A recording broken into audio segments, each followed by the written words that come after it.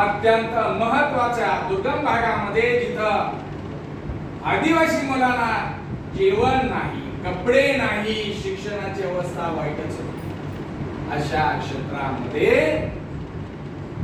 ताराबाई मुळात आपल्या संस्थेच्या समोर शाळा आहे, राजा शिवाजी विद्यालयासमोर समाजसेविका अनुताई वाघ, सरलाताई देवधार त्या क्षेत्रामध्ये आदिवासी भागामध्ये लावून त्यांनी आदिवासी मुलांना शिकण्यासाठी त्यांना जेवणापासून कपड्यापासून सुरुवात केली आणि त्या ठाणे जिल्ह्यामध्ये आजही त्या शाळा आहेत.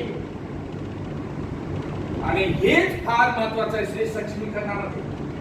स्त्री सक्षमीकरण आता इथून आता मला काय सांगायचं आहे तर स्त्रियांनी प्रथमतः आपलं शरीर आणि मन मजबूत ठेवलं पाहिजे. थोड्या थोड्या गोष्टीसाठी खचून जायचं नाही.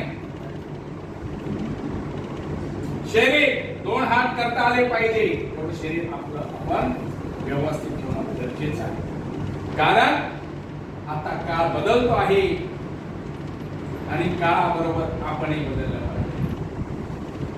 आणि सगळ्यात महत्वाची जबाबदारी जसं पुरुष आहे तशा स्त्रिया या दोघांवरही आहे. आणि या देशाला जाता जाता सांगून जातो, स्त्रिया पुरुषांच्या बरोबर स्त्रियांचा सुद्धा या असहकार चळवळीमध्ये इंग्रजांच्या विरुद्ध सहभाग होता.